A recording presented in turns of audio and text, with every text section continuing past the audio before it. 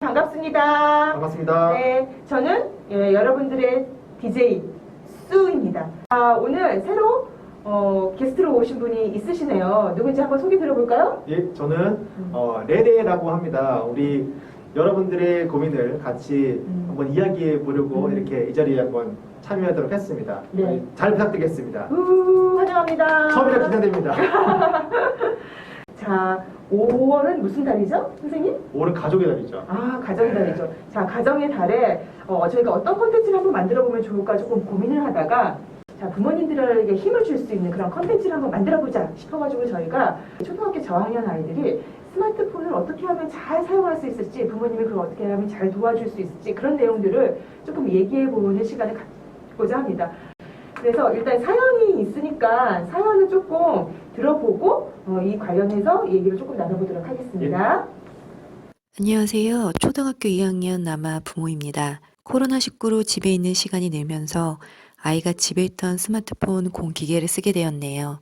그전에는 제 눈치를 보는지 스마트폰 사용 시간이 그리 길지 않았는데 온라인 계약 이후 스마트폰으로 온라인 수업을 듣고 선생님과 단체톡으로 연락을 주고받는다면서 하루 종일 스마트폰을 붙잡고 있습니다.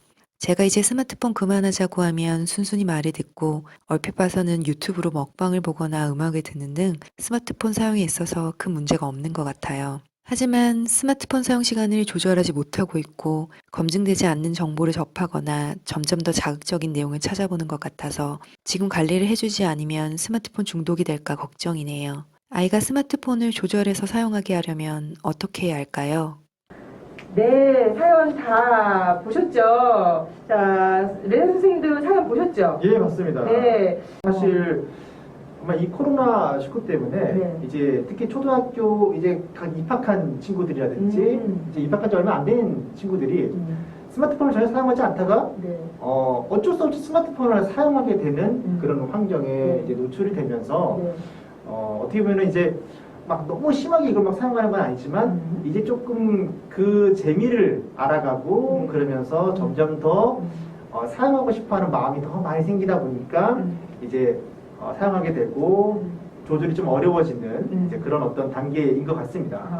그래서 오히려 이럴 때 부모님들이 어떻게 조금 잘 조절해서 사용할 수 있도록 지침을 주면 사실 이 친구가 나중에 뭐 중학생이 되고 고등학생이 돼서도 건강하게 사용할 수 있는 방법들 조금 저희가 같이 한번 살펴보면 좋을 것 같습니다.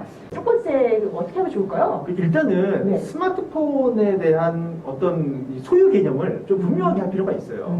스마트폰의 주인은 부모님이라는 거죠. 그러니까 이 스마트폰을 자녀에게 사줬다고 해서 네. 이 스마트폰이 온전히 자녀의 것으로 여겨서 자녀의 소유물로만 생각하면 안 된다는 거예요. 네. 자녀 그 요금 다 누가 내고 있죠? 부모가 되죠? 부모님이 내고 있죠. 그렇죠? 예, 네. 그래서 스마트폰의 주인은 부모라는 거. 그리고 우리 자녀가 그걸 사용할 수 있도록 내가 허용해주고 뭐 좀 그렇지만 빌려주는 개념이라는 거죠. 예. 그러니까 아무리 아이한테 그 스마트폰을 사줬어도 그렇죠. 그거의 주인은 사실은 아이가 아니라 부모다라는 네, 부모라는 인식을 조금 거죠. 갖고 있는 게 필요하다는 말씀이신 거죠? 물론 그러니까 그렇다고 해서 자녀의 어떤 그 사생활을 막 감찰하듯이 네. 다 하는 것은 네. 문제가 될 수 있어요. 네. 근데 어쨌든 그 기기라는 측면에서는 네.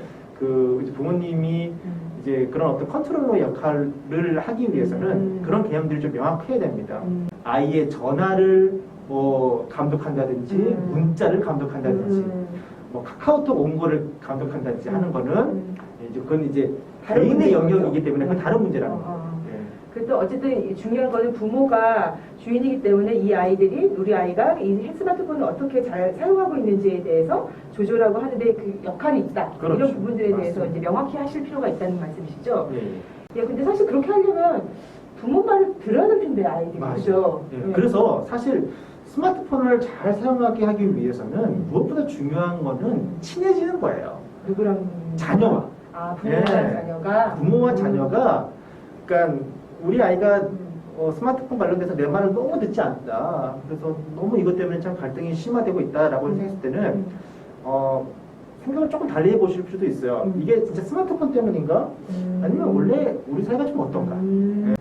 스마트폰 스마트폰에게 모든 책임을 전가하기 전에 일단은 우리 관계를 한번 탐색해보고 우리가 좀 더 친해질 수 있는 방법들을 고민하셔서 해보는 게 일단은 더 중요하다는 거예요. 사이가 안 좋거나 뭐 너무 방임하고 있거나 그러면 사실 아이들이 부모님의 말씀을 따를 것 같지는 않거든요. 네, 맞습니다. 그래서 일단은 첫 번째 원칙은 둘이 관계가 좋아야 된다, 부모 자녀. 그렇죠. 그래서 이게 이제 관계와 관련된 측면도 조금 더 다른 문제니까 나중에 다른 기회 때 이런 부분들을 조금 더 다루기로 하고 오늘은 요 스마트 키딩이 잘 조절하는 방법에 대해서 조금 더 잘 얘기를 조금 해보도록 하겠습니다. 규칙을 정하는 게 필요해요. 예, 그래서 스마트폰, 특히 저학년 우리 친구들이라면은 네. 스마트폰을 사용하는 장소, 스마트폰을 사용하는 시간 네. 이런 것들을 좀 구체적으로 규칙을 정하는 것이 필요합니다. 우리가 밥 먹을 때 저녁 식사를 같이 해요. 뭐 7시나 뭐 이렇게 같이 저녁 식사를 같이 할 때는 스마트폰을 보지 않는 시간이라는 거죠. 그러니까 이런 식으로 좀 구체적으로 정하는 거. 그리고 스마트폰은 뭐 내 방이라든지 그 잠자는 자리 말고 거실이라든지 이렇게 할 수 있는 공간. 예. 대신에 이거는 중요한 거는 가족 규칙이어야 된다는 거예요. 규칙을 우리 자녀를 무조건 통제하기 위한 목적으로 규칙을 세우면 뭐 어떻게 안 되죠. 예, 안 먹히죠. 예, 그래서 우리 부모님들도 이 규칙을 지킬 수 있도록 노력하시는 게 필요합니다. 그리고 또 한 가지 네. 규칙을 정할 때 네. 스마트폰 사용 목적을 분명히 하는 게 필요해요. 예, 가장 좋지 않은 게 네. 무의식적으로 그냥 사용하는 거예요. 그래서 스마트폰 사용을 할 때는 목적을 분명히 하는 게 필요합니다. 예를 들어서 공부를 하기 위한 학습 목적이든지 아니면 재미있게 하기 위한 오락의 목적이라든지 게임도 괜찮고. 그렇죠. 근데 어떤 것이든지 목적이 분명해야 된다는 거예요. 만약에 내가 이제 뉴스를 보고 싶다. 네. 그러면 난 스마트폰을 그냥 무식결에 꺼내가지고 통합 검색해서 그냥 아무거나 쳐가지고 들어가는 게 아니고 맞아 난 지금 뉴스를 좀 봐야겠다. 그리고 오늘 뉴스를 좀 봐야지. 이렇게 이제 의식적으로 스마트폰 사용을 할 수 있도록 돕는 게 필요하다는 거죠. 우리가 그러니까 의식하지 않고 그냥 무의식적으로 사용하는 것은 이게 지금 내가 뭘 하고 있는지에 대한 인식 없이 그냥 하는 거예요. 예, 그냥 감각적인 추구만 계속 하는 것이기 때문에 이거를 내가 뭘 하고 있는지에 대한 어떤 구체적인 이렇게 상이 없으니까 훨씬 더 뭐랄까 좀 가우존이라든지 이런 걸 빠지기도 훨씬 쉽다라는 거죠. 그러니까 자기가 어떻게 하고 있는지를 일단 알면서 그렇죠. 사용하라는 네, 거네요. 맞습니다. 알겠습니다. 그러면 일단은 장소하고 시간 등 뭐 구체적인 규칙을 정하되 뭐 일단은 목적을 분명히 해라. 네, 두 번째. 목적을 세 번째 또 뭐좀 네, 해야 그리고 수 있는 이제 게 있을까요? 스마트폰 어플 같은 거 이제 아마 아이들이 많이 쓸 겁니다. 네. 대부분 스마트폰은 어플을 통해서 그렇죠. 운영되거든요. 근데 어플을 이제 깔 때는 반드시 이 소유주가 누구라 했죠? 부모님. 예. 그렇죠. 소유주인 부모님과 상의해서 어플을 깔라는 거예요. 마음대로 깔지 말게 하라. 그렇죠. 예, 그래서 내 자녀의 스마트폰에 어떤 어플이 있는지는 우리 부모님들이 아셔야 돼요. 우리 친구들 중에 유튜브, 틱톡 굉장히 많이 좋아하잖아요. 맞아요. 이제 그런 것들을 보고 한 다음에 나름대로 하루 이렇게 내 스마트폰 일지 같은 거를 작성해 볼 수 있도록 하는 것도 좋습니다. 근데 글을 쓰는 게 너무 어렵다면은 그냥 뭐 저 저녁 시간이라든지 오후 시간에 오늘 스마트폰 사용과 관련돼서 같이 대화하는 시간을 만들어 보는 게 굳이 쓰지는 않더라도. 예, 좋습니다. 예. 이게 예를 들어서 유튜브를 본 다음에 오늘 내가 유튜브를 봤는데 어떤 내용이었고 이거에 대해서 나는 어떻게 느꼈고 이거에 대해서 어떻게 생각하는지 뭐 이게 사실 딱 보면 디지털 리터러시입니다. 그러니까 내가 전문 용어인데요, 리터러시. 좀 어려운 말이죠. 네. 말 그대로 이 디지털 기기를 사용할 때 좀 더 비판적인 생각을 가지면서 사용을 하라는 거죠. 본인의 생각들, 예를 들어서 뭐 게임을 할 때도 누가 게임을 하는데 막 욕을 너무 하는 거예요. 예, 그런 것도 그냥 기분 나쁠 수 있단 말이에요. 맞아요. 예, 그런 것들도 우리가 이야기를 할 수가 있는 거죠. 예. 그걸 그냥 무심결에 그냥 쓱 본인의 경험하고 넘어가는 것이 아니고 그거를 이야기함으로써 다시 한번 생각해 볼 수 있게 하는 거. 예. 이제 그런 것들이 스마트폰 조절 그리고 스마트폰을 잘 사용하는 첫걸음이라 할 수 있는 거예요. 자, 그리고 이제 또 한 가지 중요한 거는 네. 이제 우리 부모님들이 스마트폰을 사용하지 않는 시간들이 있잖아요. 그렇죠. 계획을 세다 보면 스마트폰 사용하지 않는 시간들이 있단 말이에요. 자, 그럴 때는 그때 할 수 있는 대안적인 활동들을 반드시 만들어 주셔야 된다는 거예요. 그것이 공부일 수도 있고 네. 책 읽는 것일 수도 있고 네네. 혹은 그 뭘 만드는 거일 수도 있고 또 아이가 좋아하는 뭔가 이렇게 다른 활동들을 할 수 있는 시간들이어야 된다는 거예요. 반드시 스마트폰을 사용하지 않을 때는 대안적인 활동들을 계획하고 할 수 있도록 해라. 만약에 우리 보호자분들이 같이 하기가 어려우면은 아이가 혼자 할 수 있는 것이라도 좀 마련해 놓으시면 좋겠다. 더불어서 여러분들에게 좀 제안해드리고 싶은 거는 네네네. 주말 같은 때, 주말. 진짜 우리 가족들이 같이 있을 때 미디어 기기 사용하지 않고 한번 가족들끼리 약간 좀 심심한 시간을 만들어 본 것도 좋아요. 핸드폰을 아예 안 사용하고. 예, 그러니까 뭐 다른 뭐 TV라든지 뭐 TV. 너무 뭐 그런 거 없이 그냥 예, 핸드폰. 뭐 그냥 심심하게 그냥 좀 서로 이렇게 뭐 누워 있는다든지 어디 하늘 보고 있다든지 하면서 멍 때리는 시간. 멍 때리는 시간, 예, 멍 때리는 시간을 한번 가져보는 것도 굉장히 좋아요. 왜냐면 요즘 아이들 이제 이 코로나 때문에 집에서 TV 보는 시간 굉장히 많아지고 그리고 온라인으로 수업하다 보니까 인터넷에 노출되는 시간이 너무 많아지거든요. 맞아요. 예, 그래서 좀 심심한 시간을 가족들끼리 함께 가져보는 것도 나름대로 굉장히 스트레스 해소도 좋고 가족들끼리 얼굴을 바라보는 시간들을 많이 만들기 굉장히 중요해요. 예, 그러니까 모니터 화면이 아니고 가족들이 얼굴을 보고 그러게요. 눈을 마주치고 예, 사실 밥 먹기로도 요즘 핸드폰 보느라고 얼굴 보지 않고 이렇게 보면서 밥 먹는 경우도 있잖아요. 그래서 그런 시간을 주말을 이용해서 좀 해주셔라. 그리고 너무 자극적인 거 그냥 재미만 너무 추구하지 마시고 조금 심심하더라도 함께하는 거 예, 이런 거 시간을 처음에는 뭐 한 10분 정도 20분 정도 한 30분 정도 조금 늘려가면서 함께하는 그 시간으로 좀 만들어가는 가족 내 문화를 만들어보는 것도 괜찮다는 생각이 듭니다. 자, 그리고 마지막으로 네. 이건 우리 부모님들이 꼭 지켜주셔야 되는 건데 네.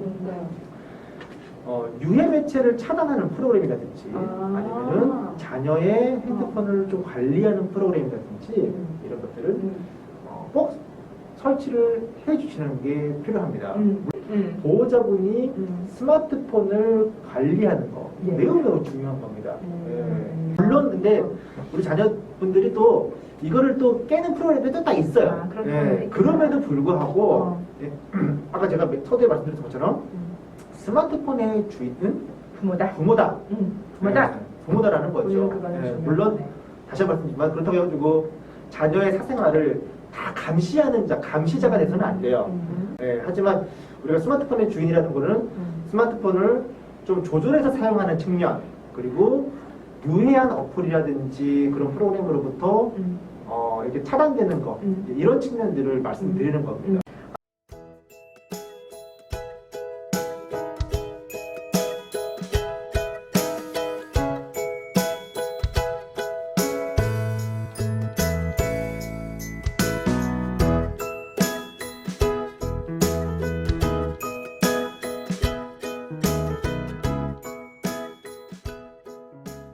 오늘 선생님 이제 중요한 얘기 다 해주신 거잖아요. 네, 맞습니다. 저도 되게 반성을 많이 했어요.